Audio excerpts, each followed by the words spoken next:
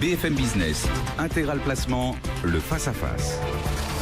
La suite avec Philippe Béchade et Mabrouk Chetouane. Mabrouk, votre allocation là, pour ce deuxième semestre. Allez, on se mouille. Qu'est-ce que vous privilégiez ?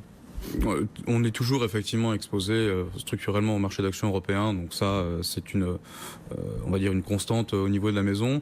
On aime bien également tous les actifs. Aujourd'hui, on avait renforcé nos expositions sur les actifs périphériques en zone euro, donc pour finalement profiter de l'amélioration conjoncturelle qu'on a constatée depuis maintenant plusieurs mois dans plusieurs pays, le Portugal notamment, donc qui fait office maintenant de bon élève.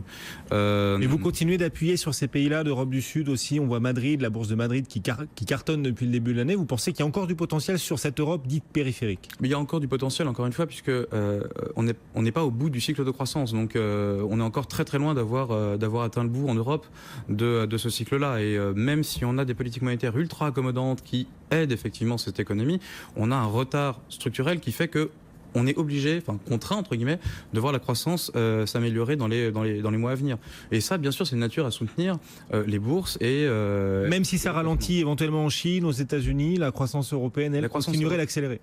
Elle est interne. C'est-à-dire qu'en gros, aujourd'hui, quand on regarde les contributions à la croissance, le commerce externe n'a que faiblement ou marginalement contribué, voire même négativement contribué à la croissance de la zone euro. Et pourtant, ça n'empêche pas de voir cette dernière croître à des rythmes supérieurs à son potentiel. Donc globalement, aujourd'hui, on a des phénomènes de croissance qui sont auto-entretenus, centrés sur la zone euro. Et c'est pour ça qu'on reste confiant sur cette zone et qu'on a effectivement tendance à délaisser les États-Unis de manière marginale, puisqu'on ne peut pas non plus se permettre le luxe de quitter cette zone. Mais on surpondère bien sûr l'Europe par rapport aux États-Unis. Bon, et ce G20 qui va avoir lieu dans quelques jours, Philippe, à Hambourg, en Allemagne, ça va être intéressant de voir Donald Trump sur les terres d'Angela Merkel. Qu'est-ce qu'il faut attendre d'un événement comme celui-là, où un protectionniste vient sur les terres, au contraire, d'Angela Merkel, sa vision de l'Europe, sa vision du monde, au contraire, anti-isolationniste? Comment vous voyez ce rendez-vous ? J'imagine déjà M. Trump en train de broyer la main d'Angela Merkel, hurlant de douleur. Non, je rigole. Il avait refusé de la lui serrer la dernière fois. Hein. Oui. C'était dans le bureau ovale. Ouais. Là, je crains que l'ambiance soit un petit peu fraîche à Hambourg. On me dirait c'est une des villes les plus tempérées d'Allemagne. Mais tout le monde attend en fait la rencontre Poutine-Trump. Ça sera la première depuis son élection. Voilà. Alors, est-ce qu'on va se parler franchement? Quid du dossier Corée du Nord, quid du dossier syrien, où on voit que quand même là, on voit la Russie, indirectement au travers de Damas, confrontée de plus en plus frontalement avec États-Unis et l'allié Arabie Saoudite, et y compris même Israël. Je veux dire que les motifs de discussion franche ne vont pas manquer. Quant à la Corée du Nord, alors est-ce que M. Trump évoque une solution militaire pour faire un petit peu réagir Pékin? On voit aussi que le ton monte avec Pékin. Le dernier tweet de Trump de mémoire, c'est « mais qu'est-ce qu'ils attendent pour se bouger et dire leur fête aux autorités de Pyongyang ?»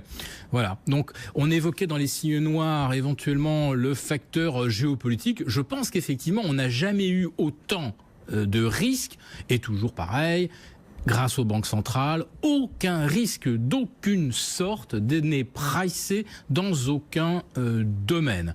Et puis bien sûr, ça a été évoqué, le pétrole, s'il poursuit sa chute, ça promet aussi des heures sympathiques pour les producteurs américains et les banques qui les financent. Bon, heureusement, les publications des entreprises vont être meilleures peut-être encore qu'attendues. Les attentes sont élevées, n'ont pas arrêté d'être rehaussées, Philippe. Bien sûr, la psychologie du marché est telle que vous pouvez déposer là tout ce que je viens de vous dire. Tout ça théoriquement devrait écraser la balance. Vous posez le petit poids des résultats meilleurs que prévu et vous avez tout le reste.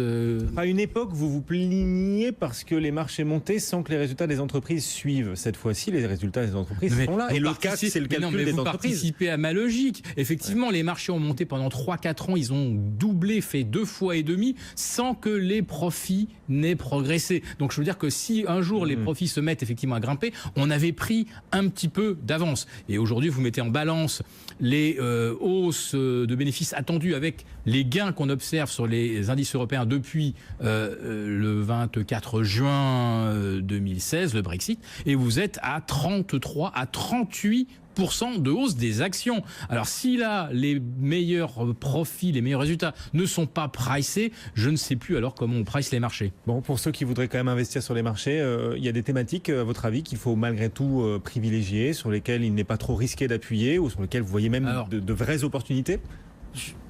Tout est risqué, mais je pense que je connais les marchés bien, leur fonctionnement bien. Et dans cette logique, évidemment, si je dois faire de l'allocation de façon très tactique, je vais participer à toutes les rotations sectorielles et je vais effectivement chercher par comparable ce qui paraît moins cher ou ce qui semble avoir un potentiel de rattrapage. Donc le marché portugais a été évoqué. Moi, j'étais très chaud sur le marché espagnol et notamment sur le secteur bancaire espagnol. Pas du tout que je pense que ce secteur va bien.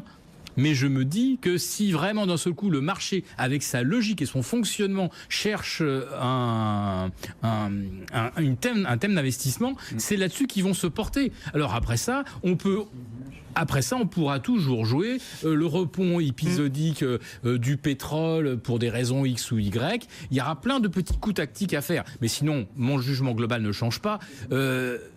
Tout est absolument mal pricé. Merci à tous les deux. Philippe Béchal, rédacteur en chef de la Bourse au quotidien, le président des Éconoclastes, et Mabrouk Chetouane, responsable de la recherche et de la stratégie pour BFTIM. Merci. Bon retour.